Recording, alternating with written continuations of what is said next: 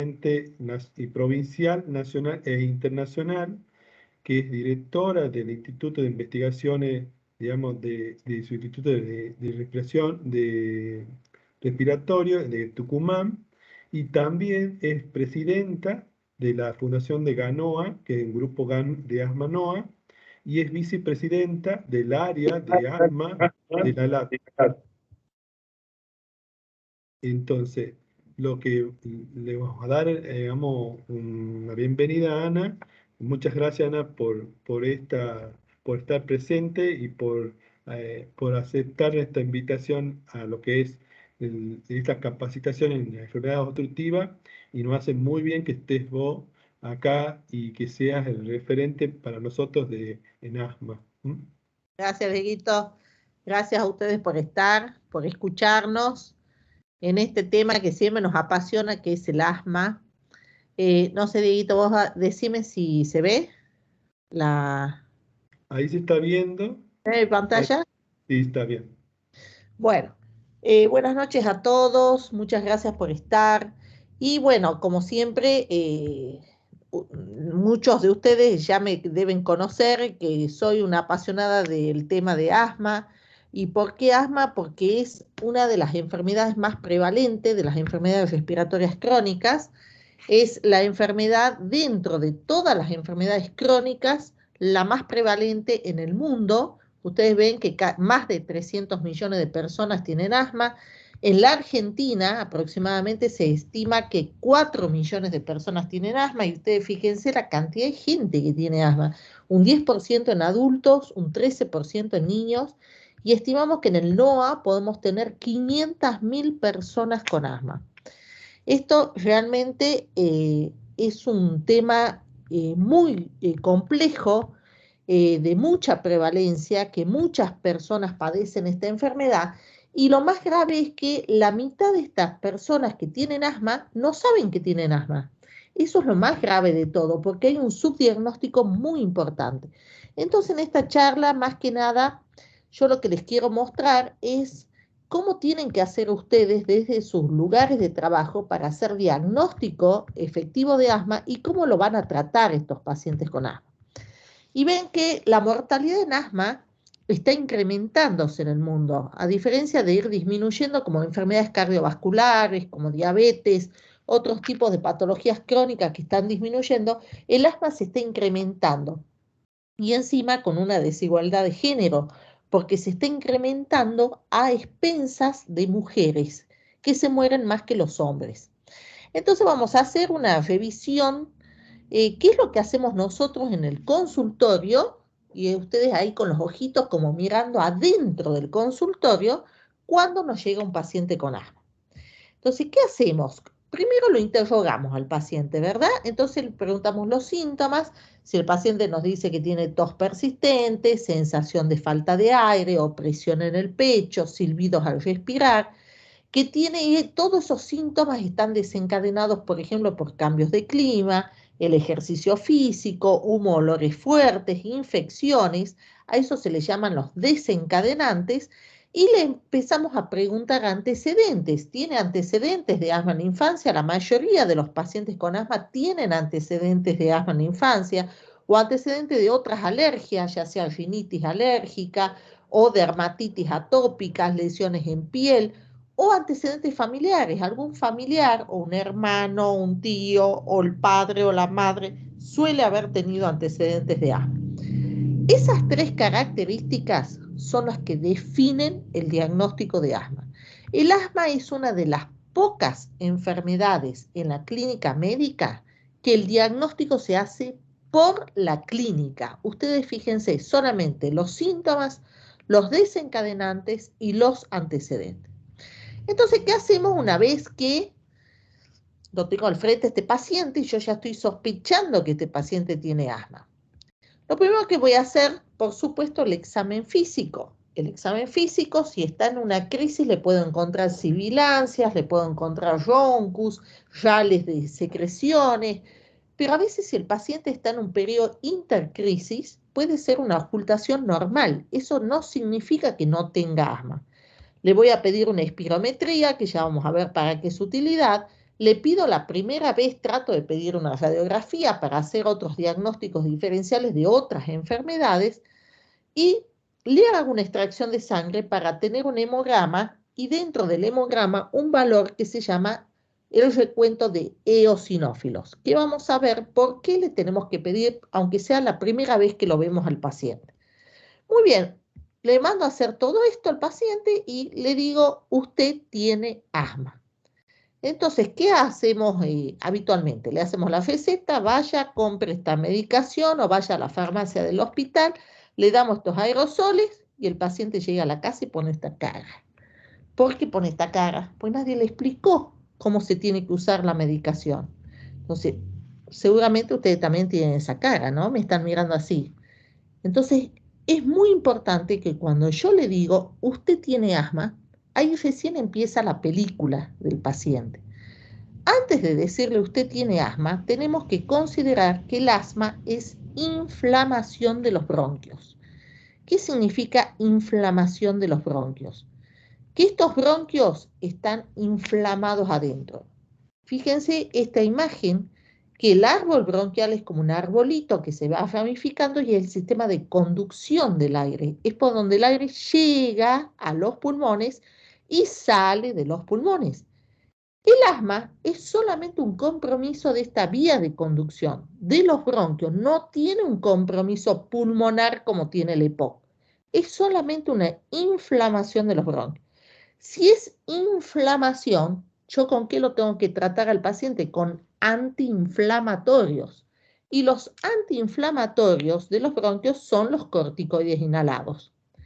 Después tenemos otros medicamentos que son los broncodilatadores, pero los broncodilatadores son para abrir los bronquios, pero no los desinflaman a los bronquios.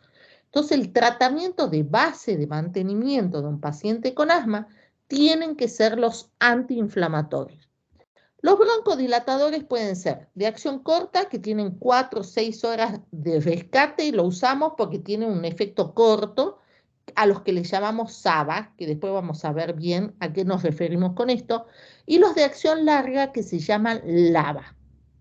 Los LABA se usan siempre junto con los corticoides inhalados. Y los SABA, que son los de rescate, se usan de rescate nada más para sacarlo al paciente de la crisis, pero no como tratamiento de mantenimiento. ¿Cómo se manifiesta el asma en los pacientes? Los pacientes tienen un asma crónico, es decir, pueden tener síntomas variables durante el día, durante la noche. Pueden ser asintomáticos, no tener ningún síntoma, eso no significa que no tengan asma, o pueden tener crisis o exacerbaciones, que son los ataques de asma, que es cuando esos síntomas se agudizan en forma brusca. Entonces, esa es la evolución de un paciente asmático. ¿Por qué nos cuesta tanto que los pacientes asmáticos hagan la medicación? Porque a veces pueden pasar periodos asintomáticos, pero nosotros le tenemos que explicar al paciente que esto es como tener hipertensión. Si usted tiene hipertensión y toma la pastillita todos los días para que le baje la presión, cuando le baja la presión, ¿deja de tomar la medicación? No. ¿Por qué? Porque si la deja de tomar, le sube la presión. Bueno, lo mismo hay que explicarle a los pacientes con asma. Usted tiene una enfermedad crónica que con la medicación se va a estabilizar y no va a tener síntomas de falta de aire, de tos, de silbido en el pecho. Pero si la deja de usar, va a volver a tener los síntomas. Eso es muy importante que lo eduquemos al paciente, porque si no, dejan de hacer la medicación. Y vamos a hablar de otras cuestiones que tenemos que evaluar en los pacientes con asma. Lo que llamamos comorbilidades. ¿Qué son las comorbilidades? Las comorbilidades son las enfermedades que se asocian al asma y que en la mayoría de los casos la pueden empeorar al asma. Hay comorbilidades que son por el mismo tipo de inflamación que tienen los pacientes, se asocia a la inflamación del asma como tener rinosinusitis crónicas, tener poliposis nasales, tener esofagitis eosinofílica, tener asma por la aspirina, tener asma, dermatitis atópicas, algunas alergias alimentarias, tener rinitis. Esas enfermedades que están acá se asocian al mismo tipo de inflamación del asma. Pero hay otras que no se asocian a la inflamación del asma, pero que también la empeoran al asma. Por ejemplo, tener apneas de sueño. Por ejemplo, tener disfunción de cuerdas vocales, que a veces se confunden con asma. Por ejemplo, obesidad. O tener, por ejemplo, reflujo gastroesofágico. O tener asociado bronquiectasias. O tener ansiedad o depresión. Eso es un factor muy importante que hoy en día estamos teniendo muy en cuenta en estos pacientes, sobre todo en aquellos pacientes que tienen asma grave. No tenemos que dejar de pensar que toda patología crónica, EPOC, bronquiectasias, asma, cualquier patología respiratoria crónica se asocia mucho a ansiedad y depresión que empeora la patología de base. ¿Por qué tenemos que pedir la espirometría? Porque muchos podrán decirme, bueno, pero si el paciente está asintomático y yo lo mando a hacer una espirometría, puede tener una espirometría normal. Y es verdad, un paciente con asma, el diagnóstico no lo hago por la espirometría, porque el paciente puede estar normal con espirometría. Pero si la espirometría de ese paciente tiene en periodo estable, es decir, en un periodo que no está en una crisis o en un ataque de asma, una función pulmonar con un FB1, que ya lo van a ver bien, menor de 60%, es un factor de riesgo para tener un asma más severa y para tener crisis o exacerbaciones de asma. Entonces, por eso le pedimos la espirometría, porque lo pedimos como un factor de evaluación, de predicción de ataques de asma y un factor pronóstico para ver si yo le pongo una medicación, si el paciente mejora su función pulmonar a lo largo del tiempo. Después tenemos otro concepto en el asma que se llaman biomarcadores. ¿Qué son los biomarcadores? Son los que me determinan qué tipo de inflamación tiene el paciente. Hay dos tipos de inflamación que pueden tener los asmáticos. El 80% tienen esta inflamación que se llama tipo 2, que se caracteriza porque tiene alto estos biomarcadores. La IgE, que uno lo puede pedir en sangre, los eosinófilos que uno le puede pedir en un hemograma, y es muy importante tener el valor basal de eosinófilos. Un paciente que tenga eosinófilos altos en sangre y repetidas veces tenga altos en sangre, más de 300 de eosinófilos en sangre, de valor absoluto, en un hemograma simple que yo le puedo pedir, tengo que tener más cuidado con ese paciente porque ese paciente tiene más riesgo de tener crisis o exacerbaciones de asma. Y el otro parámetro que no se encuentra en todos lados, lo tenemos los centros de investigación, pero algún día podremos tenerlos todos, que se llama medición de feno o de óxido nítrico exhalado. Es un aparatito muy simple donde se lo hace soplar al paciente y eso me indica si el paciente tiene esta inflamación de tipo 2. Entonces, cuando ustedes fíjense que hasta que yo le dije, usted tiene asma, yo evalué todo lo anterior. Pero ahora viene la cosa, le tengo que hacer la indicación qué tratamiento le voy a dar para el asma. Y acá viene el arte y la sapiencia de saber cómo tratar a estos pacientes. Cuando yo le voy a indicar un tratamiento, también tengo que tener en cuenta ciertas cosas antes de indicar el tratamiento. Si ustedes me dicen, bueno, voy a estudiarme las guías, por ejemplo, GINA. GINA es la guía de práctica clínica para el asma. Ahora, GINA tiene 400 y tantas páginas. Yo creo que ni los neumonólogos leemos el GINA. Y el otro problema que tiene GINA es que tiene una serie de pasos en donde no queda claro cuando uno tiene que enseñar las guías, por ejemplo, a médicos de la atención primaria, no queda claro cómo le enseño al médico de la atención primaria, cómo le pongo el primer tratamiento al paciente. Acá no queda muy claro qué tratamiento le tengo que poner.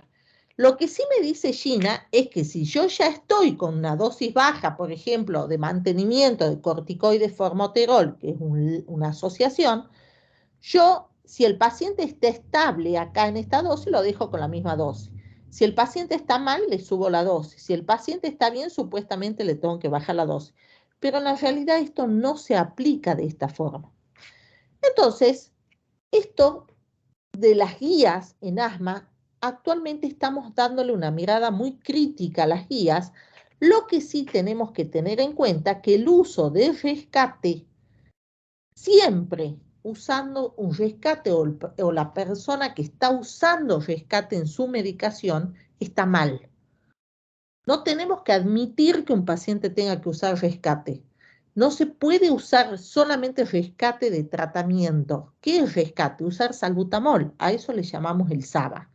Entonces, esto nosotros decimos que las guías todavía están cerradas por reforma. Hay que reformar las guías y hay que adecuar las guías a nuestra realidad y evaluando bien cómo podemos orientarlos a ustedes para hacer un algoritmo mucho más simplificado que una guía para poder tratar los pacientes.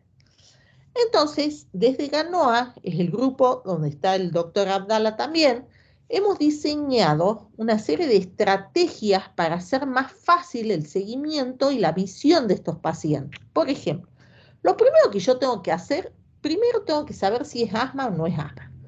O sea, lo primero tengo que hacerle el diagnóstico al paciente. En segundo lugar, yo le llamo a esto más allá del asma. Si ya viene con un tratamiento, evaluar cómo está haciendo la técnica, cómo está haciendo la adherencia. Ustedes van a tener un taller de inhaladores. ¿Cuál es el diagnóstico diferencial? Puede ser que no sea asma, que sea otra cosa lo que tenga el paciente.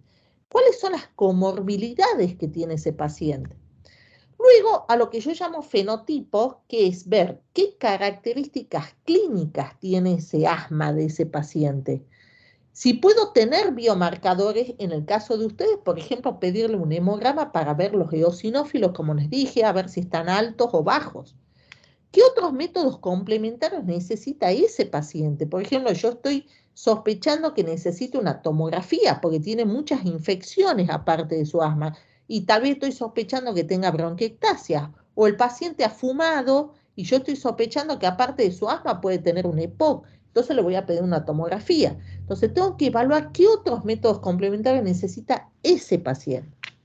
Una vez que yo hice esto, veo toda la historia clínica del paciente, qué rasgos pulmonares tiene la enfermedad, o sea, qué síntomas diurnos, síntomas nocturnos, qué característica tiene el asma, que ya lo vamos a ver con más detalle, qué dominio extrapulmonar. El paciente es, por ejemplo, un obeso, el paciente tiene reflujo gastroesofágico, el paciente tiene osteoporosis, el paciente tiene patología cardiovascular, que tal vez tenga contraindicación de algunos tratamientos. Entonces tengo que ver qué extrapulmonar también tiene el paciente. Y por último, tengo que ver dominios de lo que llamamos factores de riesgo o conductuales. Es decir, el paciente fuma y puedo intervenir en la cesación tabáquica. El paciente es un obeso y tengo que hacerlo bajar de peso. El paciente es polimedicado, toma muchos medicamentos de todo y tengo que ver si realmente necesita toda esa medicación o puedo ajustar medicación. Es decir, tengo que ver otras cosas más allá de la patología pulmonar. Y por último, en cuarto paso, ¿cómo lo sigo al paciente? ¿Qué voy a controlar? Control de los síntomas y rinosinusales, fundamental, porque un paciente con rinosinusitis empeora su asma, las exacerbaciones o crisis, la función pulmonar como está, y si usa corticoides sistémicos o no, y si los puedo bajar o si los puedo suspender y cómo los tengo que suspender. Y por supuesto que no sé por qué no me salió acá, que lo había puesto la técnica y la adherencia que tengo que ver. Muy bien. En base a todo lo que les acabo de decir, fíjense que todavía no llegué al tratamiento. Todavía no llegué al tratamiento. Toda esta es la evaluación que tengo que hacer. La primera vez que yo lo veo al paciente, entonces, ¿qué hago? Le hago el diagnóstico de asma. Y antes de evaluar el tratamiento, tengo que evaluar cuán severa es su asma. Entonces, en la primera consulta yo lo que voy a ver es si es un asma intermitente en base a los síntomas diurnos, en base al uso de medicación de rescate, menos de 2 veces por semana, en base a los síntomas nocturnos, menos de 2 veces por mes, no tiene ninguna limitación a las actividades físicas, tiene una función pulmonar normal en la espirometría y ninguna exacerbación el último año. Puede ser un leve si tiene ya por lo menos más de 2 veces por semana, uso diurno o de medicación de rescate, no todos los días de síntomas nocturnos, menos de 2 veces al mes. algo de limitación las actividades físicas, una espirometría normal, y ya por lo menos tuvo una o menos, o cero, o una exacerbación al año. Es un moderado cuando ya todos los días el paciente tiene síntomas diurnos, cuando ya más de una vez por semana tiene síntomas nocturnos, tiene bastante limitación a la actividad física y ya empieza a tener limitada su función pulmonar. Pero más de 60. Recuerden que yo les dije que cuando le hago la función pulmonar y es menos de 60, es un paciente más severo. Y es persistente y grave cuando todos los días, todas las noches se despierta por asma, usa todos los días medicación de rescate, prácticamente no puede hacer nada por la limitación de la actividad física, muchas veces no pueden ni caminar los pacientes, cuando la función pulmonar está muy disminuida, menos de 60%, ya sería un severo o moderado, y ya tiene de 2 o más exacerbaciones en el último año. Entonces, eso es lo primero que yo voy a evaluar en la primera visita. ¿Y qué otra cosa voy a evaluar? Control de síntomas. Y quiero que se acuerden de estas dos cosas. Control de síntomas y riesgo de tener crisis o exacerbaciones. ¿Qué es control de síntomas? Control de síntomas es cuánto tiene durante el día de síntomas, cuánto tiene durante la noche, cuánto está limitada su actividad física y el uso de salbutamol o SABA, al que le llamamos ya SABA. Y después, ¿quiénes son los pacientes que tienen riesgo de tener crisis o exacerbaciones? Perdón, para el control de síntomas tenemos cuestionarios que se llaman ACT o ACQ5, que después el doctor Diego se los va a proveer a estos cuestionarios que ustedes los pueden usar. ¿Quiénes son aquellos pacientes que por más que tengan los síntomas controlados y les digan que están perfectos en el último mes, tienen mayor riesgo de tener crisis o exacerbaciones? Aquellos que usan mucho SABA, mucho salbutamol, aquellos que alguna vez en su vida han estado internados en terapia intensiva, los que tienen rinosinusitis crónica y en especial poliposis nasal, los obesos, los pacientes fumadores o fumadores pasivos, no necesariamente fumadores activos, aquellos que tengan mucha inflamación tipo 2, por ejemplo, como yo les decía, que tengan en el hemograma más de 300 eosinófilos y que sea persistente ese aumento de los eosinófilos. Tengo pacientes que tienen hasta 1700, más de 2000 de eosinófilos. Esos son pacientes más severos y que van a hacer más exacerbaciones. Y aquellos pacientes, como les decía, que tengan una función pulmonar baja. Por eso es la importancia de pedirles una espirometría a estos pacientes. Muy bien, yo ya evalué todo. Ahora viene el tratamiento. Y acá viene el problema. Fíjense ustedes la cantidad de opciones de tratamientos que tienen en el asma. Eso porque a los neumonólogos nos gusta complicar un poco las cosas y para decir, uy, somos muy bárbaros y nadie más que nosotros puede indicar. Y ahora yo les voy a explicar muy fácil cómo pueden identificar los tipos de tratamiento que tenemos. Los que empiezan con S, como está acá, eso significa short. ¿Qué significa? De acción corta. Son tratamientos de rescate, que lo van a sacar al paciente de la crisis o del apuro en el momento, porque duran entre 4 o 6 horas. No dura más la acción de estos medicamentos. Y hay dos medicamentos. Los que empiezan con S, yo les dije que se llaman de acción corta. Tenemos dos. Los que terminan en BA son los broncodilatadores beta 2 agonistas. Y los que terminan en MA son los broncodilatadores anticolinérgicos.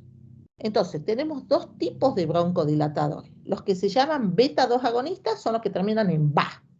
Y los que son anticolinérgicos, los que terminan en MA o antimuscarínicos, por eso terminan en MA. En este caso de los de acción corta tenemos SABA, que se le llama el de acción corta beta 2 agonista, que es el famoso salbutamol. Y después tenemos el SAMA, que es el de acción corta antimuscarínico o anticolinérgico, que es el ipratropio. que ustedes lo habrán escuchado, que muchas veces le damos a los pacientes, sobre todo aquellos que están muy taquicárdicos, porque el hipratropio no los taquicardiza tanto a los pacientes.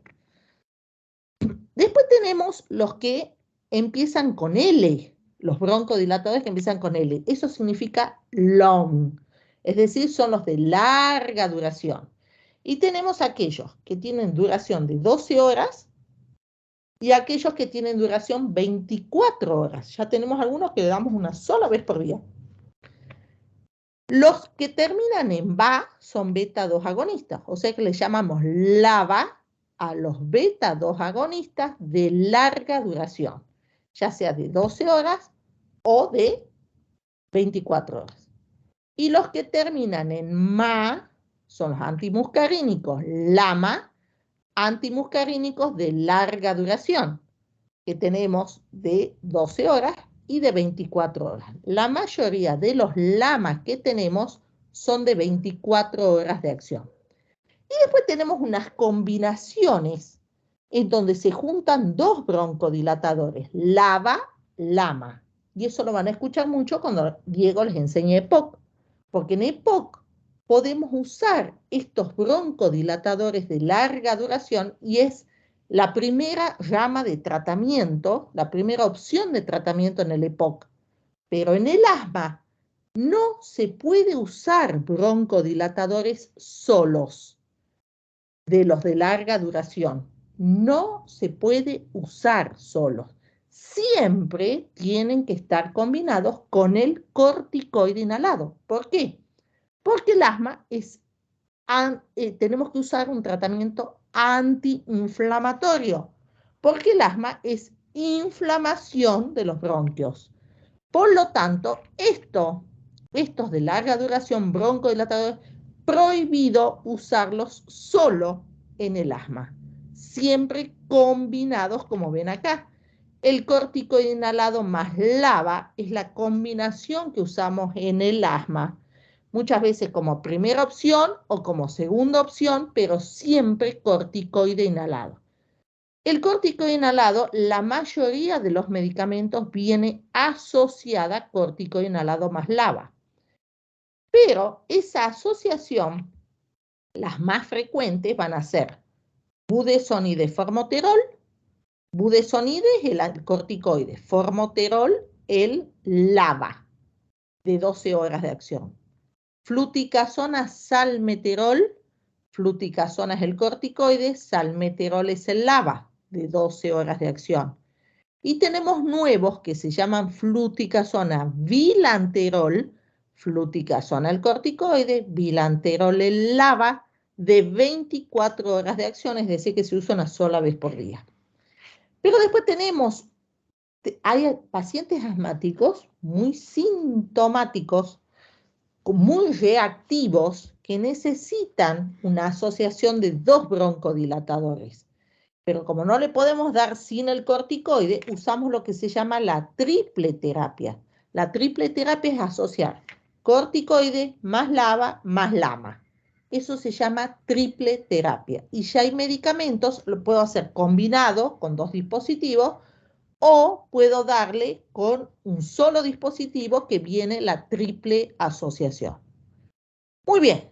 Entendiendo eso, ya entendiendo cuando nosotros hablamos de SABA, SAMA, LABA, LAMA, corticoides, tenemos dos tratamientos en la mano.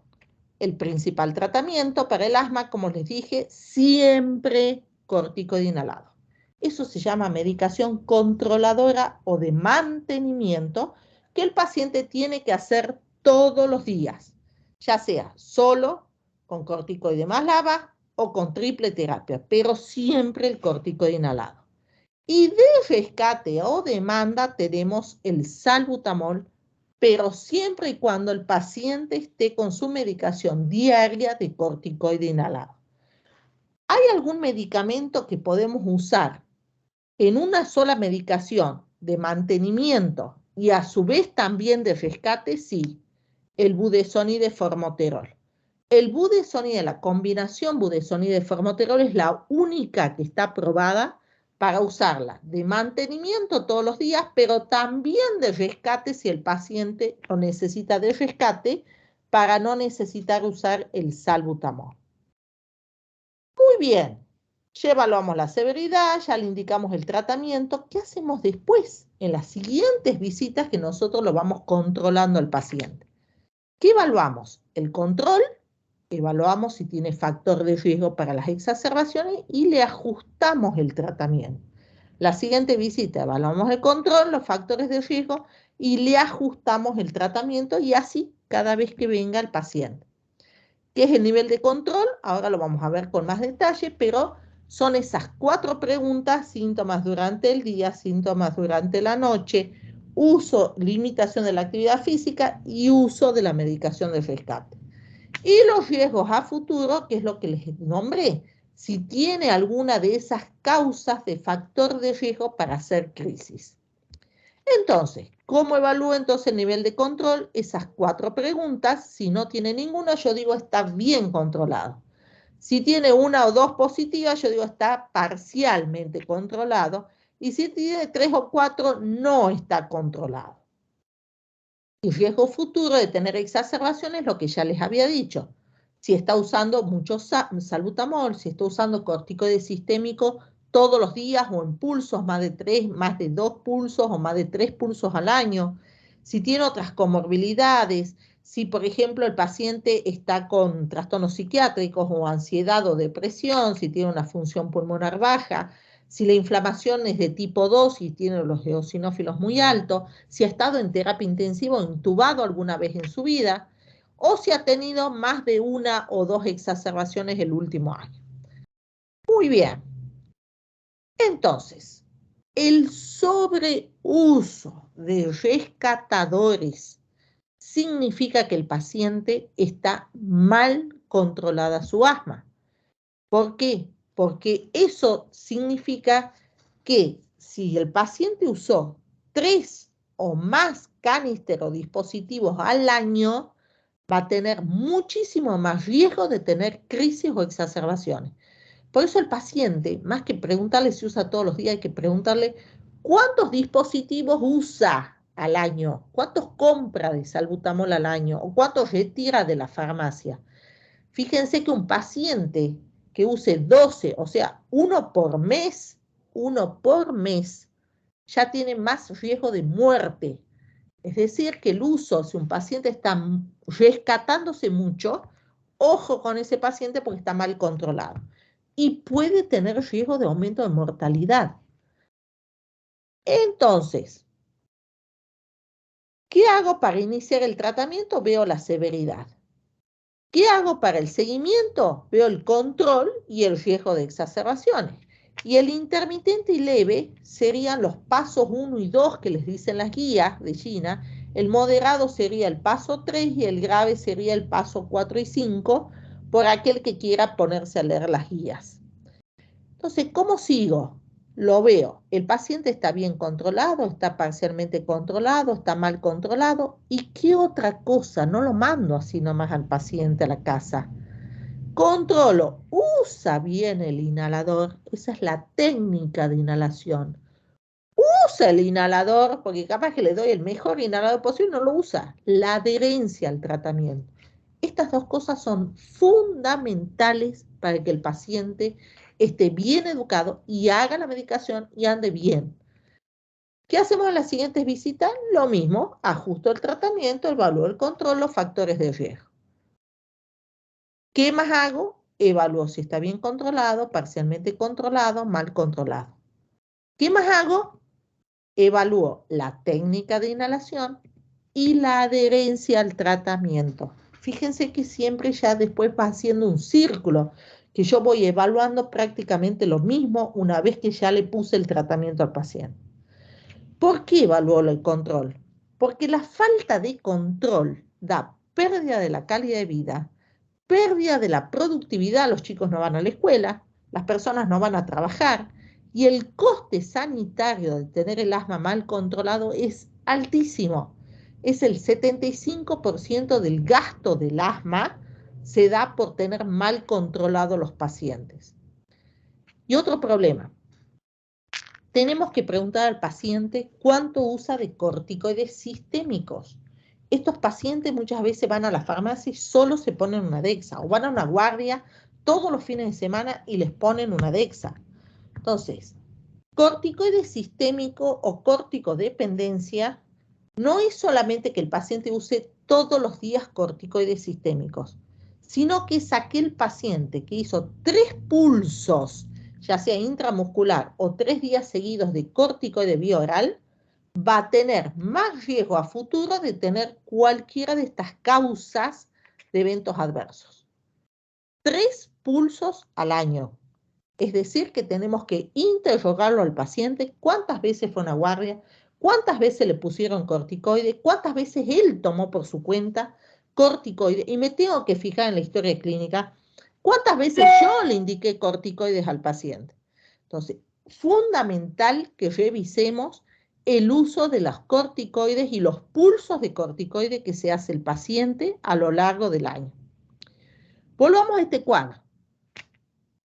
Cuando nosotros diseñamos este tipo de sistema, no por pasos, sino como algo plano para ir haciendo el seguimiento desde el diagnóstico hasta el seguimiento de los pacientes con asma, decidimos desde GANOA y en conjunto con el Ministerio desarrollar unas fichas o unos formularios para que a ustedes les sea más accesible y muy sencillo, con ciertos algoritmos de diagnóstico y tratamiento que sean simplificados para que a ustedes no les cueste seguir, interpretar a un paciente con asma y seguirlo al paciente.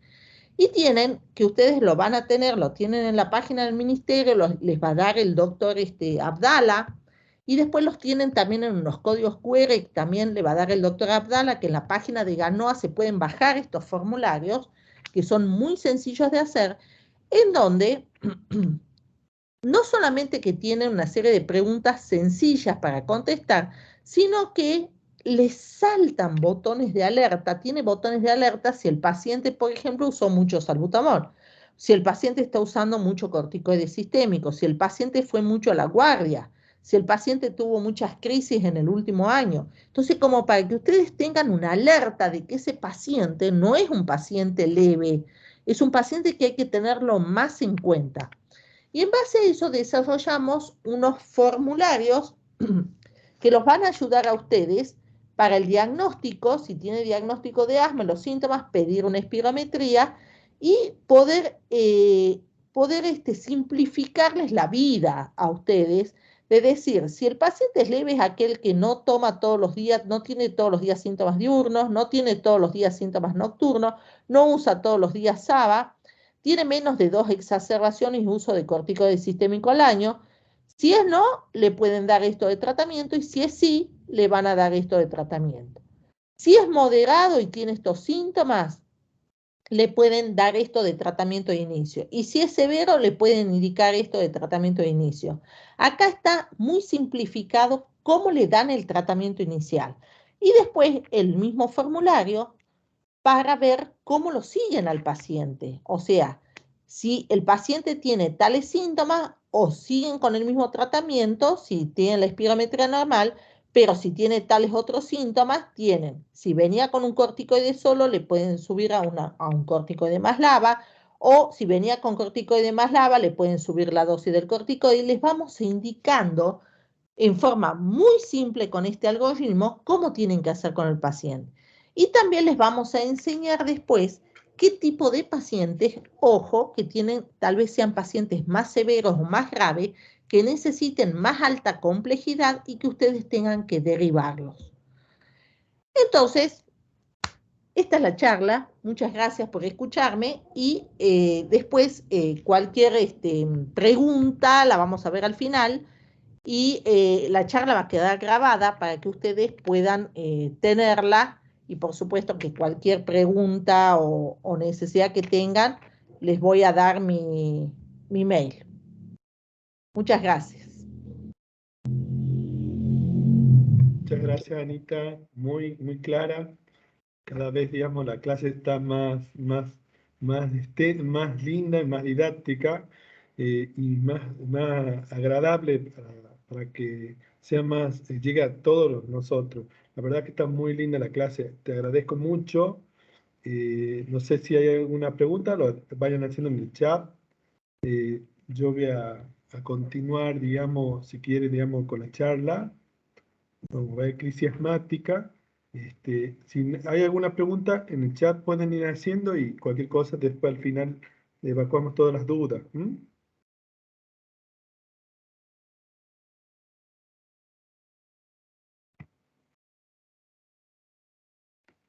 Ahí se está presentando. Bien. Sí, sí, se ve bien, se ve bien. Bien. Se ve perfecto, doctor. Bien. Bueno. Bueno, como ya me conocen, bueno, hoy vamos a plantear un tema que es un desafío a la hora de estar en la guardia y de los cuales la idea es darle todos los elementos instructivos para ver cómo abordar estos tipos de pacientes que son muy complejos. Vamos a ver crisis de asma bronquial. Pero vamos a tener como objetivo identificar a una crisis de asma, cómo tratar la crisis, identificar al paciente exacerbador y cuándo derivar una crisis asmática. ¿Mm? Lo primero que hay que saber, ya con todo lo que habló Ana, es una entidad de la cual lo tenemos que tener en cuenta. El asma agudo es un asma que ya, si bien tenemos el diagnóstico, este paciente sufre una desestabilización sintomática del asma, que requiere inmediatamente una atención médica. Estos pacientes sufren un incremento de síntomas bruscos, que pueden pasar horas o progresivos en días o en semanas. ¿Qué sufren estos pacientes? Un deterioro de la función respiratoria, que no siempre se correlaciona con la percepción que tiene el paciente. Entonces es muy importante tener en cuenta esto. Y una crisis severa puede ser potencialmente fatal para aquellos pacientes que no tenemos en cuenta estos detalles. Tenemos que tener en cuenta de la crisis asmática en el mundo. Primero, como habíamos marcado, las consultas, la mayor consulta y la mayor internación la presenta el sexo femenino, que también tenemos que tener en cuenta que el 7% requieren cuidado de unidades críticas, que el 30% requieren hospitalizarse, que el 15% consultan por disnea en emergencia. Y lo más importante, hay un registro de 420.000 muertes por año, que esto no debería suceder porque tenemos tratamientos para el asma. O sea, lo que tenemos que marcar es que tenemos que mejorar el diagnóstico y tratar de identificar los pacientes y tratar de educarlos en el tratamiento del asma. En Argentina, tenemos que el 4% de la población general, entre 20 y 44 años, han sufrido una crisis por año. Y de esos pacientes que tienen asma, el 66% entre 20 y 44 años tienen una crisis por año. Tenemos que saber que en Argentina el registro de muerte en 2019 fueron 382 pacientes con asma. Y también se hospitalizaron 20.000 por año. El 55% de estos pacientes presentan crisis asmática con consulta en emergencia. Todos estos datos nos tienen que movilizar para poder tener, digamos, más interés en la identificación y en la adecuación del tratamiento del asma. Entonces, todo este asma agudo sucede porque hay factores gatillo o de exacerbación. Tenemos que recordar que los virus se asocian en el 80 a 85% de la exacerbación de asma y que generalmente pueden afectar en los niños, por ejemplo, principalmente el principal causante es el rinovirus y que ocasiona generalmente es más prevalente en las partes, en las variaciones estacionales y hacen exacerbaciones más importantes por una cepa de rinovirus C. Este produce un 60% de la exacerbación más severa. Y tenemos que esto hace una inflamación, más una tendencia de inflamación eosinofílica. En cambio, los virus, como el virus influenza, que sucede generalmente más, tiene una apetencia más en los adultos a mediados del invierno, tienen una tendencia a ser más una inflamación neutrofílica. Pero no hay que olvidarse de que la exposición a polen ambientales tiene mayor incidencia a eventos de asma agudo. Una vez que yo he identificado el factor, tengo que empezar a entender la fisiopatología. Entonces, como hemos dicho que la inflamación que el asma es una inflamación del bronquio, suceden tres eventos. Uno es la obstrucción bronquial, otro es la inflamación que ya hemos hablado, y la hiperreactividad bronquial. Cuando hay obstrucción de la vía aérea, tenemos que ver que hay una broncoconstricción. Esta broncoconstricción sucede en la vía aérea central. Esto lleva a que disminuya la función pulmonar y consecuentemente responda a broncos dilatadores. O sea que la respuesta va a ser rápida. Cuando ya tenemos una inflamación, esta inflamación produce una afectación de la vía distal y esta vía distal realmente produce una disminución de la ventilación-perfusión, que disminuye la presión de oxígeno y esto consecuentemente, con el uso de corticoides sistémicos, produce una respuesta más lenta con respecto a la broncoconstricción. Cuando hablamos de broncoconstricción, tenemos que recordar cómo estaba constituido un bronquio normal en este preparado histológico. Tenemos que está formado por la mucosa, que tiene un epitelio, digamos, respiratorio, y tiene una lámina propia. Recordar la submucosa, donde hay tejido conectivo laxo, recordar la muscular, que es de músculo liso, y recordar el cartílago, que es un cartílago hialino, que forma discontinua. Recordar que cuando hay una broncoconstricción tenemos la sibilancia y la sibilancia produce contracción en respuesta a diversos estímulos, como sea alérgenos, irritantes, neurolépticos y virus. Esto interacciona con los mastocitos con la liberación independiente de la inmunoglobulina E mediada por mastocitos, vitamina, tritasa, leucotrienes y prostaglandina. Lleva a que la vía aérea, digamos, sufra cambios. Ya también produce edema de la vía aérea que con la persistencia de la enfermedad y con la progresión de la inflamación lleva a otros factores que limiten el flujo y esto incluye el edema y la inflamación, el aumento de secreción de moco y la formación de tapones mucosos. Y también se le agrega a la parte de esto la hiperreactividad de la vía aérea. Esto se debe a mecanismos, digamos, sobre todo de inflamación y de neuroregulación disfuncional y cambios estructurales. ¿A qué nos referimos a la hiperreactividad bronquial? La hiperreactividad bronquial es una alteración genética que predispone a la hiperreactividad. ¿Cómo sucede? Viene un polen, me sensibiliza, esto generalmente a ese polen lo digiere una célula presentadora, que es un macrófago, una célula dendrítica, presenta a un linfocito T, ese linfocito T interacciona con el linfocito B, genera inmunoglobulina E. La inmunoglobulina E que se formó se ancla en la parte del receptor FC que tiene el mastocito y el mastocito queda como unido a la inmunoglobulina E. Cuando viene el polen, generalmente, nuevamente, eso ya está, se adhiere a la parte de la inmunoglobulina E y hace una descarga. Entonces eso genera una inflamación y esto hace que esté más reactivo el paciente. Entonces, habíamos hablado de inflamación aguda, pero antes tenemos que recordar, el asma es una inflamación crónica, que vamos a tener que estos pacientes van a tener que en esta inflamación crónica va a tener momentos que no tienen síntomas, que hay que explicarle que es una inflamación crónica. Y en esa inflamación crónica suceden, digamos, cambios estructurales del tejido que habíamos hablado del bronquio.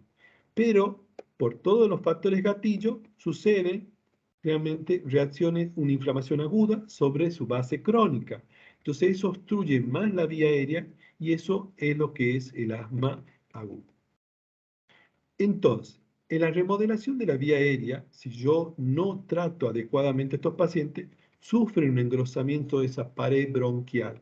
Entonces, ahí tenemos la luz bronquial, tenemos que el epitelio respiratorio sufre una metaplasia, que significa un cambio de un epitelio respiratorio por un plano estratificado, la membrana basal se engrosa, hay una hipertrofia de las glándulas, hay una neovascularización, un aumento de los vasos sanguíneos, y hay una hipertrofia y una hiperplasia del músculo liso. Entonces, todo esto lleva a una remodelación del tejido, es un cambio del tejido original por otro, por el estímulo que sufre por la inflamación crónica. Esto lleva, consecuentemente, el asma agudo presenta exacerbaciones que va a variar con la gravedad, digamos, la gravedad. Esto va a depender si hay una obstrucción progresiva o si hay un deterioro súbito. ¿De qué depende eso? La obstrucción progresiva es una progresión lenta, que tiene una resolución lenta, que lo que predomina es el componente inflamatorio. Que acá, digamos, vemos en este preparado de microscopía óptica, con hematocinodosina, vemos la pared del bronquio que está engrosado, y esto, realmente, hay un lugar que se llama muscular de la mucosa que sufre un engrosamiento y hay muchas células inflamatorias. Lo otro que sucede es una obstrucción aguda con respuesta rápida. Esto predomina el componente de espasmo bronquial, donde yo observo en la microscopía óptica una oclusión por un denso tapón que está, digamos, con variación de células, con moco y produce una apariencia laminar. Y esto, en la pared del bronquio, contiene numerosas células inflamatorias. Entonces, ¿qué tenemos que evaluar en estos pacientes? Sabe que es un estrechamiento crítico de la vía aérea con riesgo de muerte en estos pacientes. Entonces, en la guardia tenemos que reconocer signos y síntomas de riesgo, hacer el tratamiento adecuado. ¿En qué va a consistir? En evaluar la historia clínica, hacer el examen físico, mediciones objetivas y respuesta inicial al tratamiento. ¿Qué es lo que vamos a tener que marcar y no dejar pasar la oportunidad de marcar algunos datos? Los antecedentes tenemos que remarcar. Paciente que estuvo en RM, que tuvo internación en unidad de terapia intensiva, que tiene mala evolución con el tratamiento, que tiene internaciones o visitas a guardias frecuentes, que vamos a tener en cuenta también la edad y el sexo, ancianos, adolescentes y jóvenes mayores que son mayor la consulta de emergencia. Y recordar que las mujeres presentan 2 veces más que los varones. O sea que siempre tenemos que recordar, la mayor parte de muertes son en el sexo femenino. Y eso hay que proteger.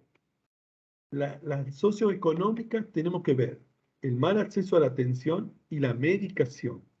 Los hábitos como ser el tabaquismo y el etilismo también tenemos que marcar. Las enfermedades psiquiátricas hay que tenerlas en cuenta en estas enfermedades por toda la ansiedad, los ataques de pánico, los desórdenes bipolares, que estos comparten una misma vía genética o biología, y que esto se asocia a pobre control y a pobre adherencia a los corticoides. Eso hay que tratar de tenerlo en cuenta, porque muchas veces esto lleva a que se haga, digamos, se manifieste un asma agudo. Entonces, en el examen físico, ¿qué tenemos que tener en cuenta? Los signos que se correlacionan a poca severidad. Yo puedo tener un paciente con taquipnea y sibilancia. Y los signos de obstrucción marcada hablan de sudoración, del uso de músculo accesorio, la retracción supraesternal, la dificultad para el habla y el pulso paradojal. Y otros signos de severidad evidentes son la cianosis, la alteración de la conciencia, la respiración paradojal, el tórax silente y la taquicardia. Tenemos que tener una evaluación objetiva del paciente. ¿Qué es lo que vamos a evaluar en el paciente? Una vez que hemos hecho el examen físico, vamos a evaluar la determinación del pico flujo, la espirometría, el BF1 y la capacidad vital forzada, la saturación de oxígeno con oxímetro de pulso, ver la gasometría arterial, la PCO2, la PO2, el estado ácido-base y la radiografía. Con esos elementos yo puedo tener una evaluación objetiva del paciente. Entonces, ¿qué es lo que vamos a ver? Acá vamos a detenernos a ver lo que es el pico flujo. Este pico flujo es un aparato que lo podemos, sencillo, que lo podemos tener en la guardia y que es de gran utilidad.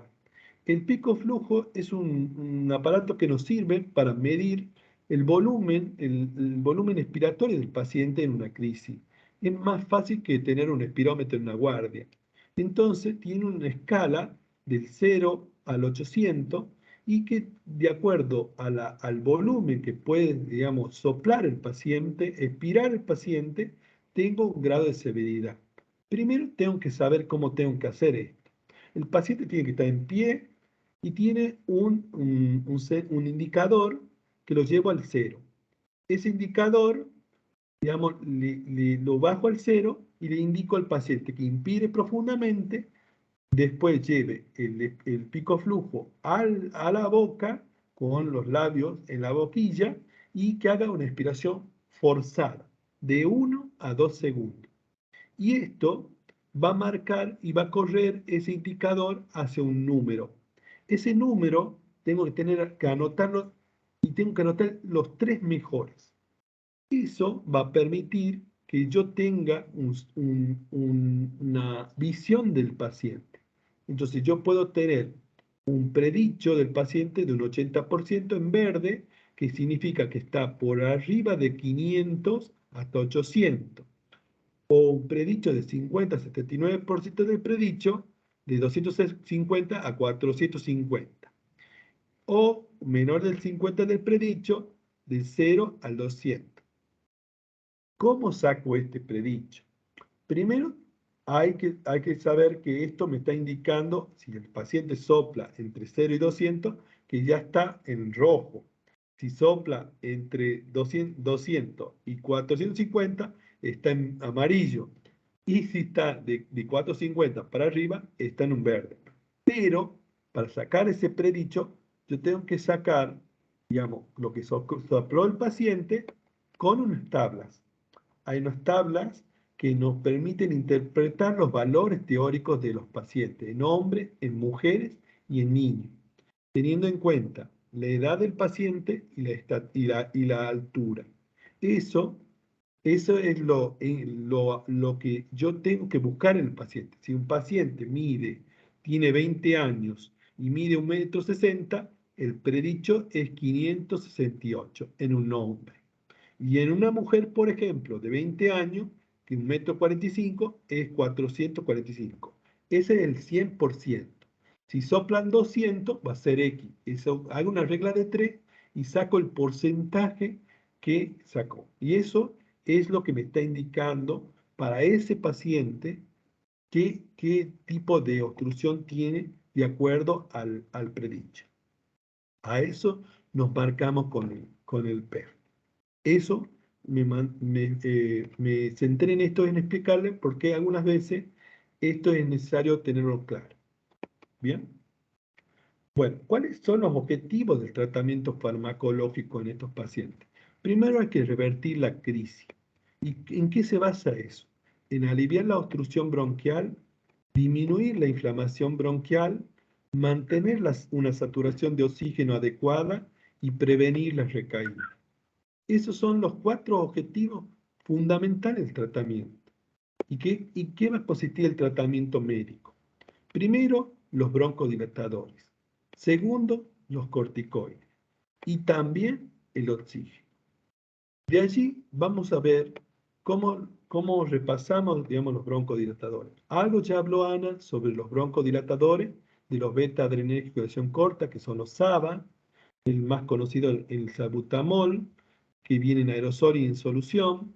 El aerosol tiene 100 microgramos, se indica 2 inhalaciones cada 6 horas cuando son regladas, pero ya vamos a ver cuando son en crisis. ¿Bien?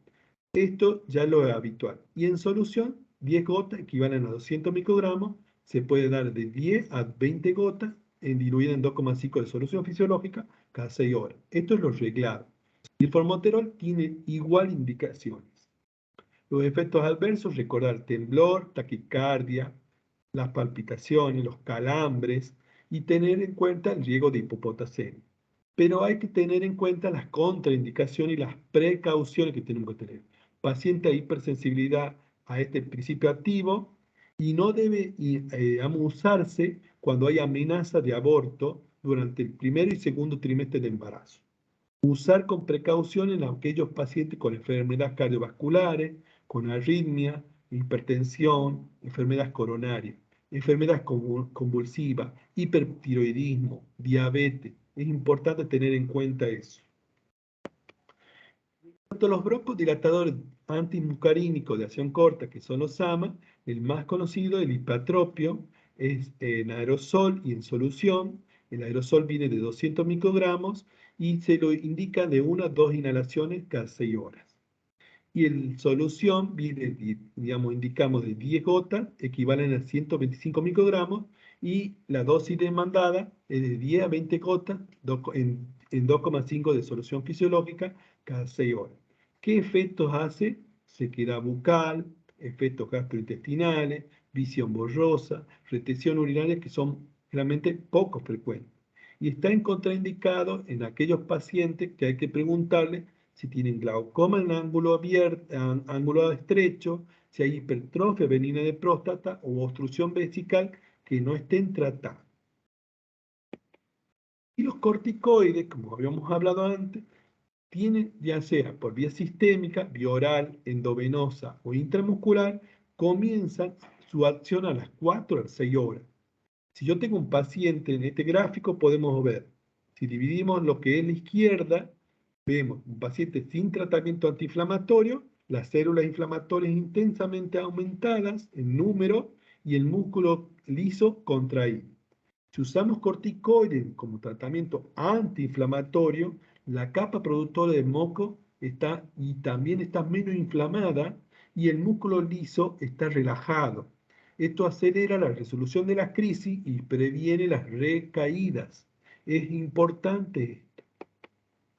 Entonces, si yo tengo un paciente que me llega a la guardia con una crisis leve, que cuando digo crisis leve, si no tiene signos clínicos de severidad como habíamos marcado recién, y cuando el PEF o el BF1 es mayor del 70% del predicho y su saturación es mayor del 95%. ¿Qué le indicamos al paciente? Salbutamol y hipatropio.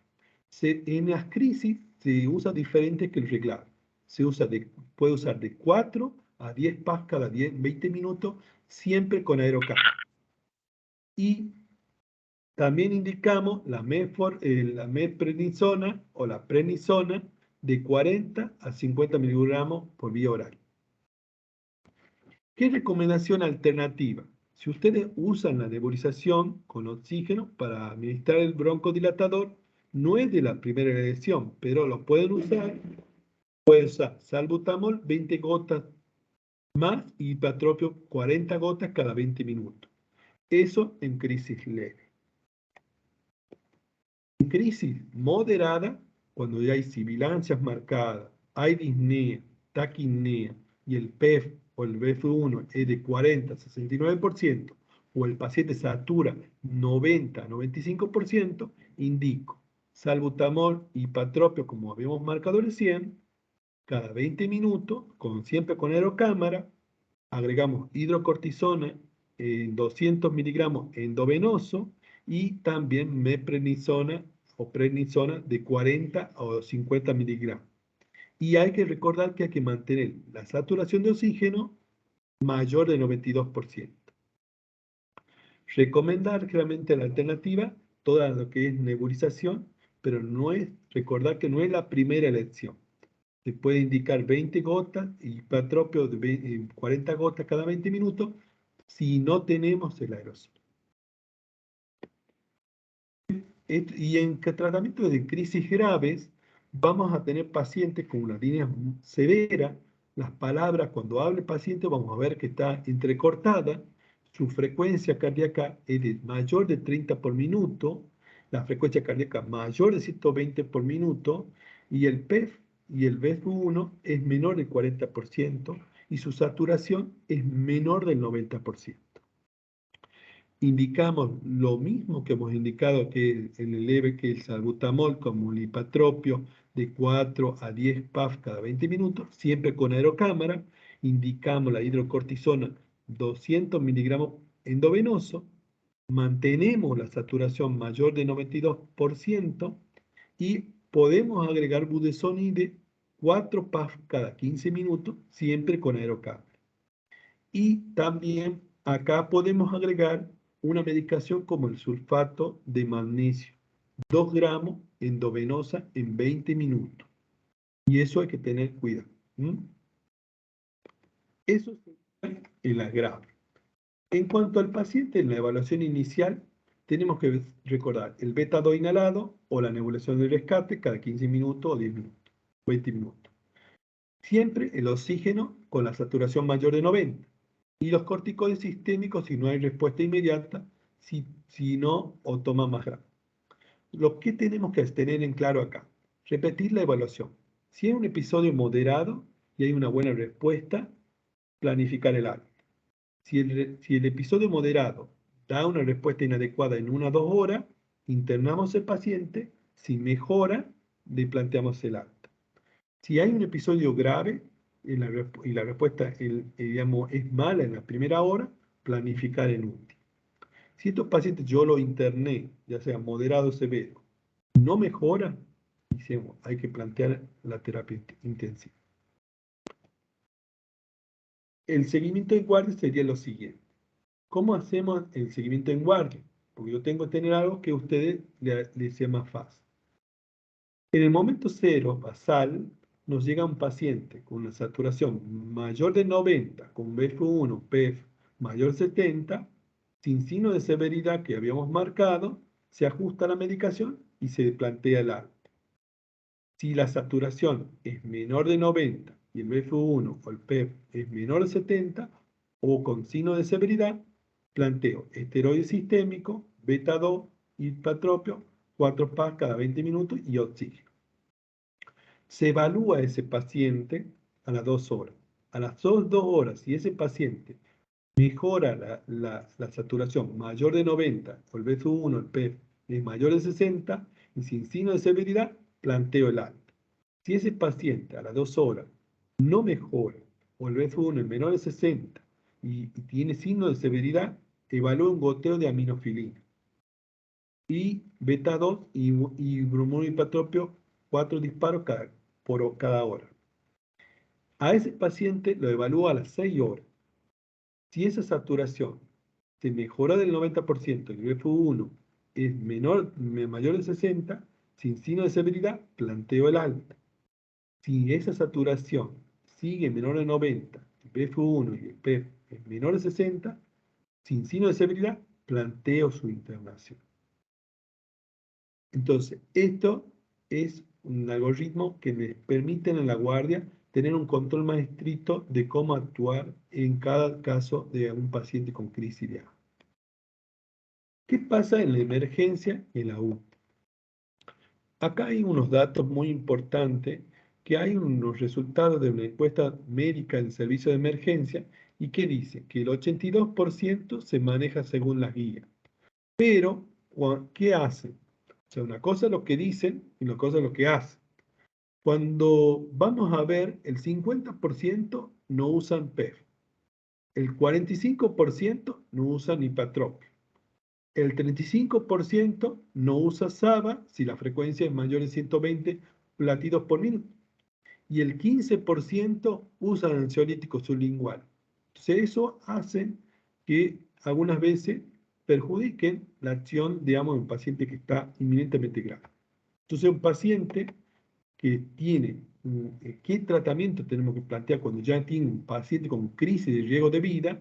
Que, o sea, que tiene una bradicardia, un reflejo paradojal, un silencio ocultatorio que no lo oculta la sibilancia que venían escuchando antes, que hay una somnolencia del paciente, tiene una hipercapnia en los gases de sangre y hay una saturación menor de 90, inmediatamente mantener la saturación a mayor de 92. Hay que evaluar la necesidad de un soporte ventilatorio. El soporte ventilatorio se puede ser invasivo o no invasivo. Si hagamos invasivo, tenemos que derivar todos estos pacientes críticos siempre a una unidad de terapia, digamos, de intensiva, de cuidados críticos. Entonces, estos pacientes le indicamos el salbutamol, el lipatropio, como en un marco anterior, de 4 a 10 pas en cada 20 minutos, siempre con aerocámara.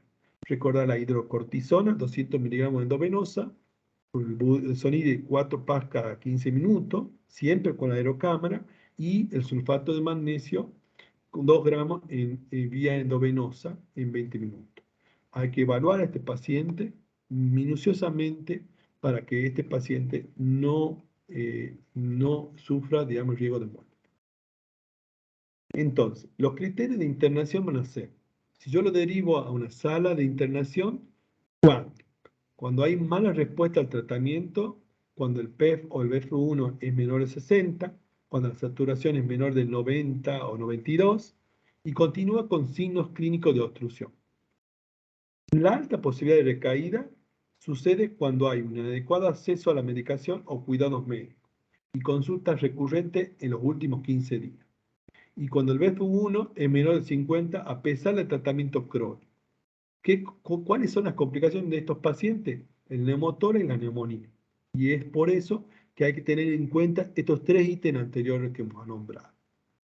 Y la derivación a terapias intensivas son aquellos pacientes que sufren un deterioro progresivo a pesar del tratamiento adecuado. Hay signos de paro inminente. ¿Cuáles son?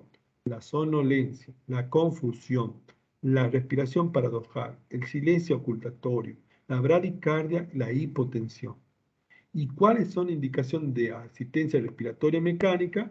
Bueno, cuando el paciente está en paro respiratorio, cuando hay trastorno de la conciencia severa y cuando hay signo de fatiga muscular. El paciente lo ven realmente ya realmente muy avanzado en su progresión de enfermedad. Entonces, la evaluación dinámica entre 1 y 3 horas de la respuesta del tratamiento y el paciente estable que yo tengo en la guardia, tengo que evaluar si hay una buena respuesta al tratamiento clínico y funcional, evaluación favorable de los síntomas, la estabilidad del PEF o el BF1 mayor de 60 y la saturación mayor de 92, respirando aire ambiente, planteo el alta. Le doy, indico corticoides vía oral, medicación de mantenimiento, si hay medicación de rescate y siempre un plan de acción, consulta de control. Hay que darle un tratamiento y un consultorio protegido para este paciente para que siga y evite la reinternación o el reingreso a la guardia. En caso que yo he evaluado la dinámica entre 1 y 3 horas y la respuesta al tratamiento de este paciente no ha sido la mejor, o sea, una mala respuesta clínica y funcional, y si persiste los síntomas de evolución muy lenta o es pobre la respuesta clínica, cuando un PES o un BF1 es menor del 60%, la saturación menor del 92%, respirando al ambiente, yo tengo que hospitalizar a ese paciente. Le tenemos que dar siempre oxigenoterapia, con una saturación siempre llevado mayor del 92%. La saturación, digamos, el salbutamol con el hipatropio, tengo que indicarle y tengo que darle la hidrocortisona. En este caso se da 100 miligramos cada 6 horas, la dejo reglada y tengo que evaluar el control evolutivo del paciente. ¿Cuáles serían las indicaciones del alta del paciente? Un control corticoide por vía oral le indicaríamos prednisona o metprednisona de 40 a 60 miligramos por día entre 5 a 7 días. La medicación inhalatoria de mantenimiento de acuerdo a la elección de un corticoide más un broncodilatador de acción larga a elección. hay que considerar estos pacientes que ya están en un estadio 3 de GINA, y la medicación inhalatoria de rescate puede ser corticoide más formoterol como rescate de acuerdo a la severidad. Y siempre recordar, un plan de acción por escrito, digamos, la consulta de seguimiento y el control del paciente es esencial. Y el reingreso se asocia a severidad de crisis, a la adherencia del tratamiento, a la capacidad de adquirir, digamos, la medicación, la edad, que son más comunes en un anciano, y sobre todo el sexo femenino. La historia de internación por asma es importante y el reingreso sucede en lo siguiente. En menos de 7 días, luego del alta, el 1 o el 2% reingresa. Los pacientes que tienen realmente 15 días, en 3 un 20%. Y el 30 días es de 24 a un 38%. Eso es muy importante tener en cuenta a la hora, digamos, de mandarlo al paciente para evitar, y tenemos que tener todos estos, digamos, estos ítems bien marcados para que el paciente controle su asma y no vuelva a la crisis en las urgencias. ¿Mm? Acá, digamos, lo que he marcado, hemos resumido todo, digamos, lo que acabamos de hablar. El tratamiento inicial según gravedad, y tenemos la evaluación inicial, leve, moderado, grave y de riesgo de vida, todos los tratamientos que hacemos, y de acuerdo a esto, la respuesta. La buena respuesta, el alta, la mala respuesta, la hospitalización. Es siempre tratando de ajustar con los parámetros que habíamos hablado de la evaluación del examen físico y de digamos, de los estudios que se pueden hacer, de los parámetros que, digamos, con el PEF o el espirómetro o con la gasometría, la saturometría, podemos lograr que el paciente logre, digamos, su estabilidad. Lo más importante, y esto después se lo va a llevar digamos, a los hospitales para que lo tengan y sepan cómo trabajar en algunos grados del paciente y hasta que se adecúen al mismo. Muchas gracias por su atención. Espero que les haya sido grato todo lo que habíamos preparado para ustedes. Y bueno, cualquier pregunta estamos a su disposición, ¿no?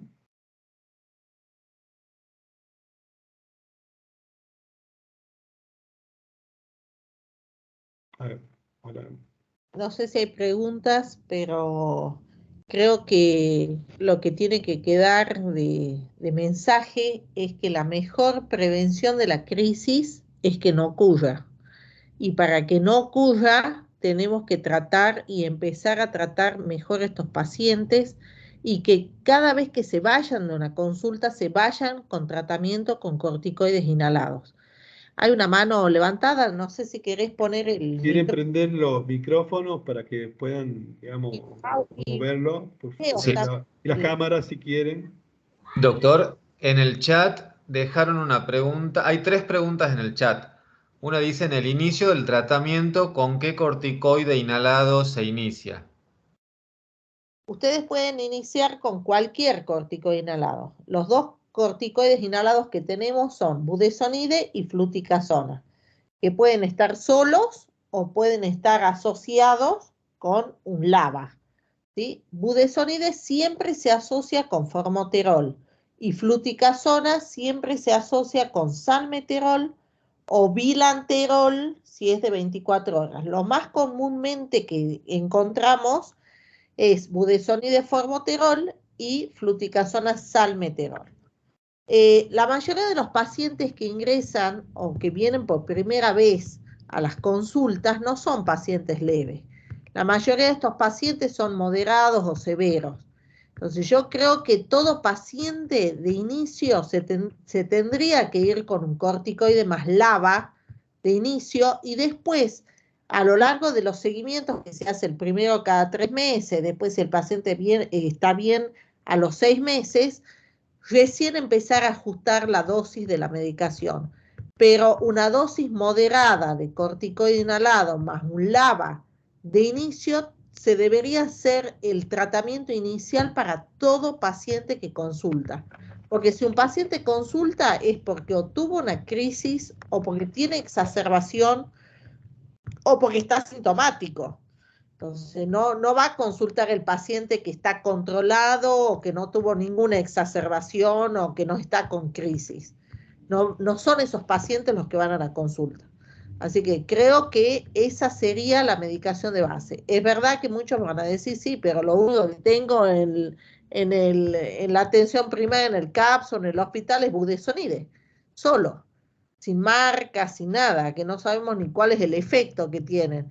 Bueno, para eso estamos haciendo todas estas capacitaciones, porque, y gracias a Dios lo tenemos al doctor Diego Abdala ahora como referente del programa de enfermedades respiratorias crónicas, que no existía hasta hace poco en la provincia, porque tenemos que empezar a exigir como políticas de salud que se compren para los hospitales y los centros de atención primaria la medicación adecuada para estos pacientes, que es corticoide inhalado más LABA. No sé qué opinas vos, Diego.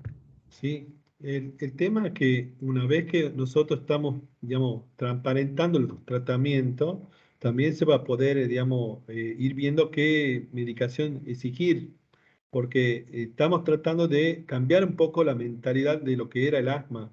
El asma antes era obstrucción, no, es inflamación. Entonces, y los pacientes también, digamos, les cuesta entender eso. Por eso yo creo que hay otro paradigma. Yo creo que eso, una vez que cambiando el paradigma y los miedos, porque algunas veces en estos pacientes, acuérdense, si no actuamos rápido, se mueren, se están muriendo pacientes por asma. Y miren la estadística que yo les mostré, no se puede morir un paciente de asma hoy en día. Tiene tratamiento, tiene que recordarles que el mejor tratamiento inhalatorio es el corticoide inhalado y que pierda los tabúes, los mitos que hay sobre el uso del corticoide en estos casos, porque si ustedes tienen controlado la vía aérea y que el bronquio está cerrado, le hacen un tratamiento, lo dilatan, lo mejoran, evitan el corticoide sistémico, que hace los efectos de reacción adversa. O sea, el mal es peor si no lo tratan en forma local. Y el tratamiento respiratorio siempre va a ser inhalatorio en el tratamiento. En la parte aguda hemos visto que usamos mucho por vía oral o endovenoso los corticoides, porque estamos en una emergencia. Estamos un paciente con crisis. Entonces hay que tener cuidado. Cuando viene un paciente con crisis, hay que tratar de ver bien los síntomas, evaluarlo bien con algunos parámetros. Realmente ver la clínica, hay que exigir los PEF, que eso algunas veces le está faltando, digamos, en los hospitales sobre todo, para que lo sepan usar los PEF. Por eso yo he hecho hincapié en el PEF, porque es quizá algo que hay que ayudarlo a que entienda el PEF también.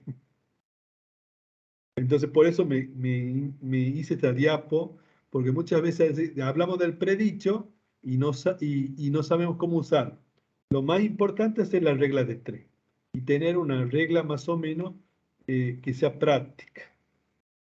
Lo que sí han hecho una pregunta sobre la aminofilina. La aminofilina es una medicación que se la puede usar y hay que tener mucho cuidado. Hay que tener mucho control. Se usa de sí. Han visto que no nombramos ninguno de los dos la aminofilina. Ahí le hemos nombrado en algunos casos, pero bueno. El problema es que no hay ningún estudio que haya demostrado que tenga efecto ni broncodilatador ni antiinflamatorio.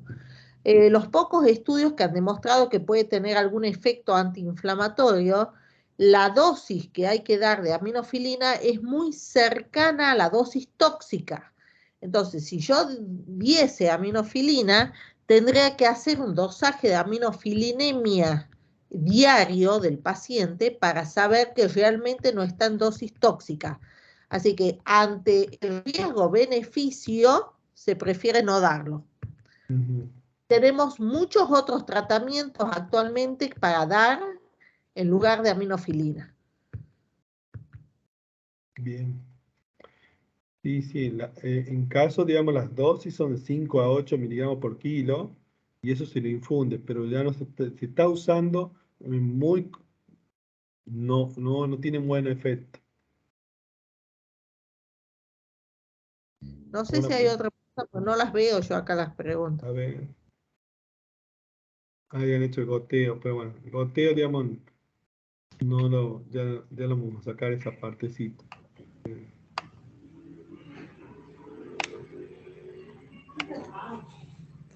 Doctor, buenas noches. Sí. Disculpe, ¿cómo está? Le habla Carlos Cano. Hola, Carlito. Una pregunta. Antes que nada, muchas gracias. Muy linda la presentación de ambos. Hay algo que me llamó la atención, que por ahí quizás estábamos un poco equivocados en la parte de lo que es el tratamiento del asma en la crisis asmática, que nosotros estamos acostumbrados a hacer los rescates de 2 PAF cada 10 minutos por 1 hora y controlar. Lo que yo había leído, que en la presentación de usted, que eran de 4 a 10 PAF en 20 minutos, ¿puede ser? ¿Cómo, me podría explicar cómo se hace esa secuencia? Normalmente se va haciendo, obvio, se va arreglando con el paciente. Pero ese es el límite, porque hay receptores que están, realmente vos los receptores que tiene el bronquio, con eso podés lograr abrirlo, porque esto está cerrado. Entonces, el ipratropio con el salbutamol produce la broncodilatación.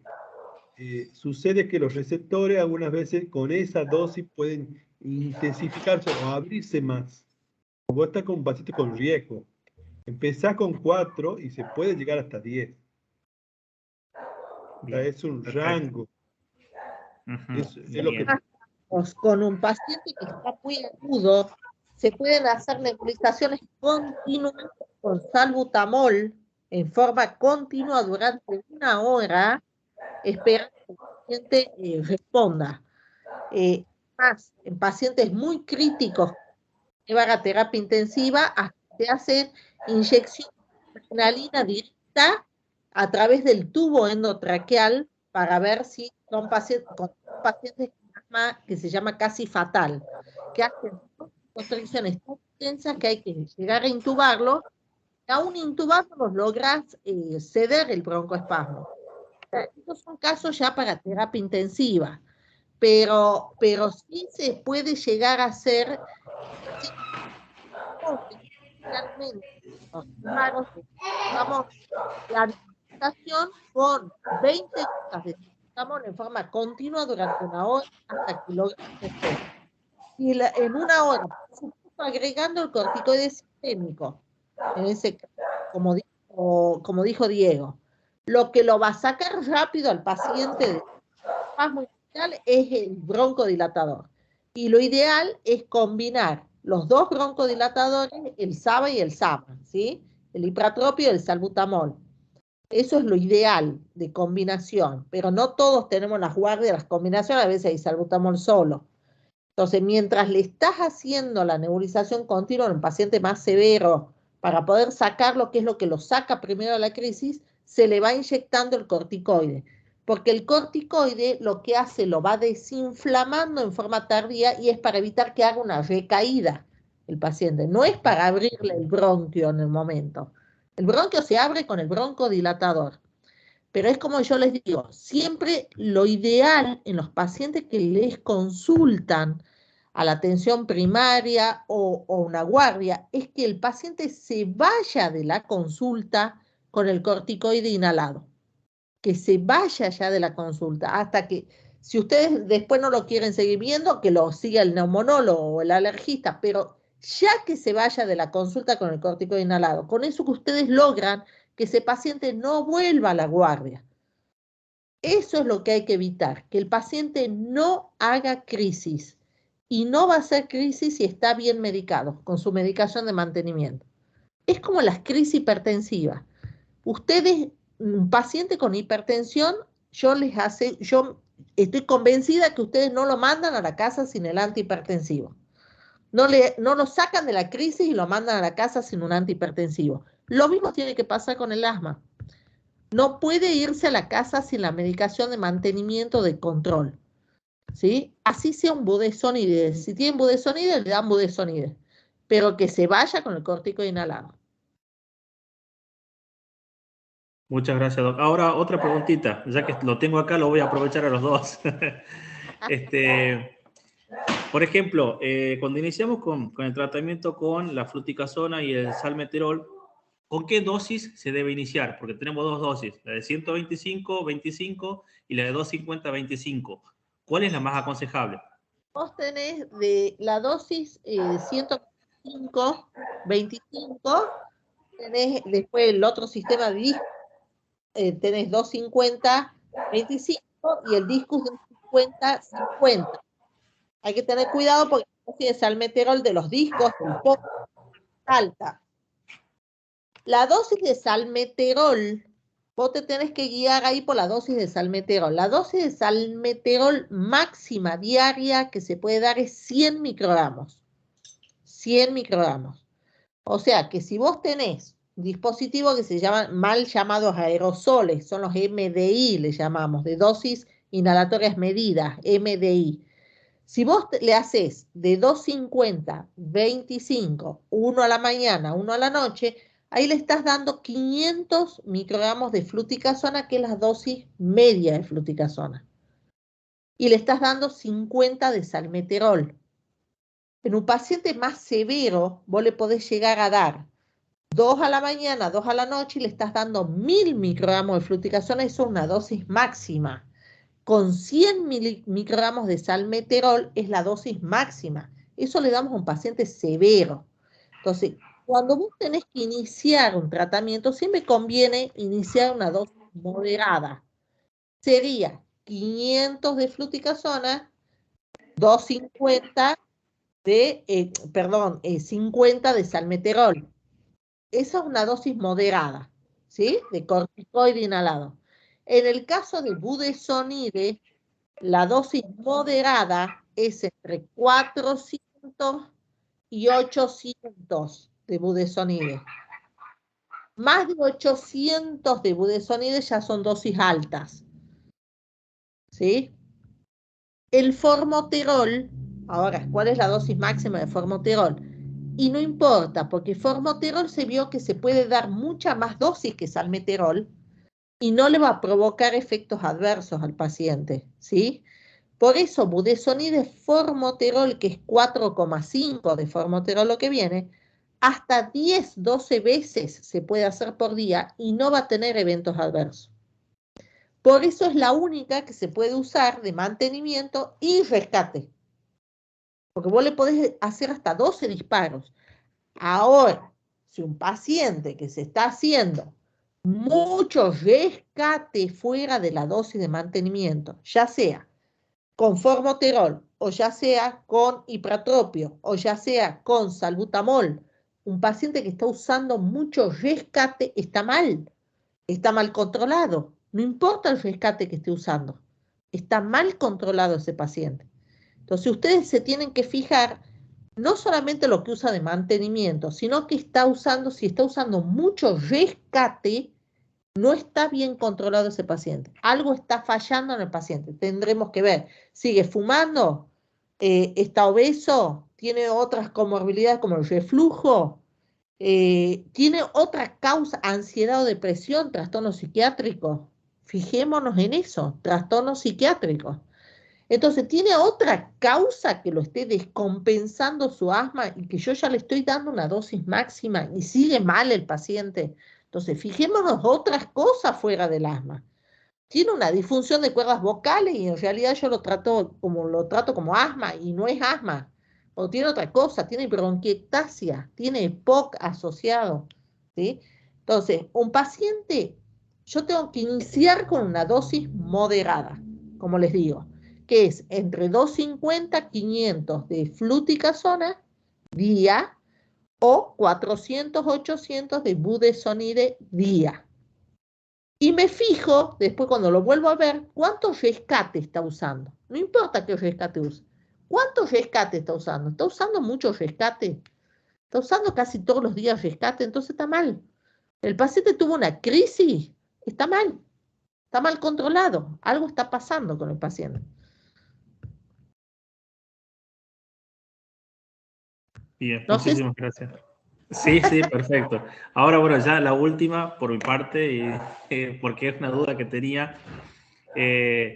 La asociación salbutamol con beclometasona, ¿en qué situaciones se la usa? O si es que se la usa. Con beclometasona, vos decís el famoso, el antiguamente Ventide. Bueno, hay un problema con eso. Vos haces preguntas difíciles, ¿eh? Hay un problema. A ver, la vieja asociación, el famoso Ventide, que todavía existe, yo pensaba que no existía hasta que me lo trajo un paciente hace poco, es una beclometasona de partícula gruesa, no partícula fina, es una vieja beclometasona que para que haga efecto la misma potencia que, por ejemplo, una fluticasona 250, vos te tenés que hacer como 5 o 6 disparos de esa beclometasona. O sea que la dosis que trae, prácticamente lo que te hace efecto ahí es el salbutamol, porque no tiene mucho efecto, mucha potencia como corticoide inhalado. Pero ahora ya están por salir nuevas beclometazonas que se llaman de partícula fina. Esas nuevas beclometazonas no son igual que el Ventide, que mucha gente se confunde cuando lee los nuevos estudios. Son nuevos medicamentos que ya van a venir a la Argentina, todavía no están, que son más potentes, una beclometasona que tiene más depósito pulmonar, se puede usar menos dosis, son de mayor potencia y está asociado con salbutamol. Y la idea que el día de mañana se puedan usar, igual que estamos usando ahora el budesonide formoterol, esa nueva beclometasona con salbutamol, si el paciente lo necesita de rescate. Es decir, que si el paciente es un paciente muy, muy leve, muy intermitente y usa cada tanto necesite una medicación y se le pueda dar de rescate nada más la medicación, no todos los días, se le dé asociado un corticoide siempre, ya sea budesonide o sea la nueva beclometasona. ¿Se entiende? Pero no es el Ventide viejo, es uno nuevo que va a salir ahora. Sí, la pregunta mía era porque de Casara, por ejemplo, el Butocor, que lo presentaban como, pero bueno, esa era la duda, ¿en qué situación se lo utilizaba?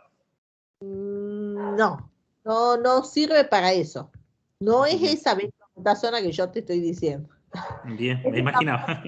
Tenemos en la Argentina todavía, y no va a venir asociado con salbutamol, sino que va a venir asociado con formoterol.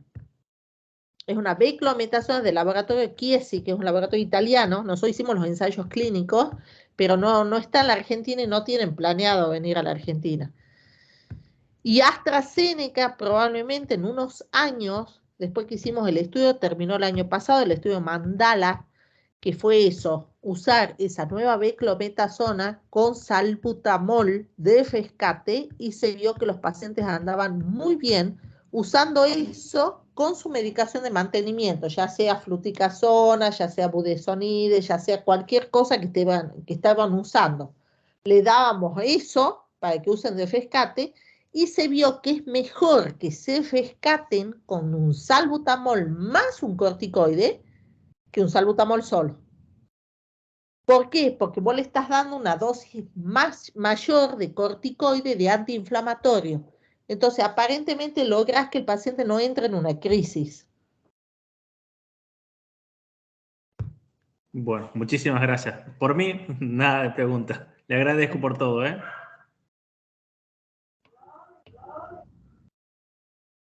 ¿Alguna pregunta más?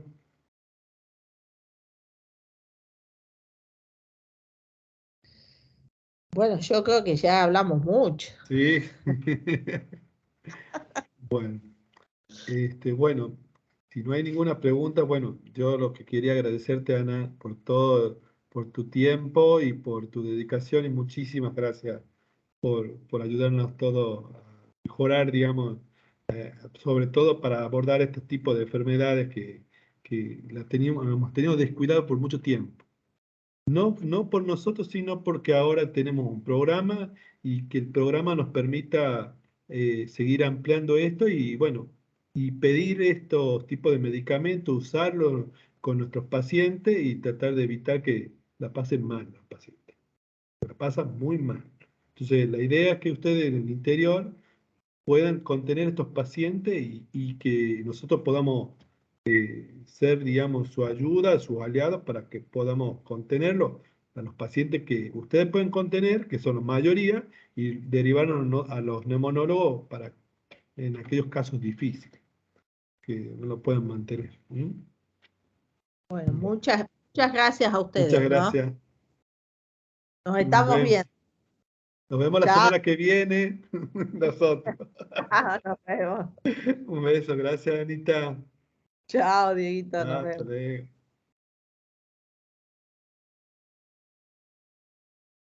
Bueno, la semana que viene vemos bronquiectasia el miércoles. Acuérdense, tenemos 3 temas para abordar.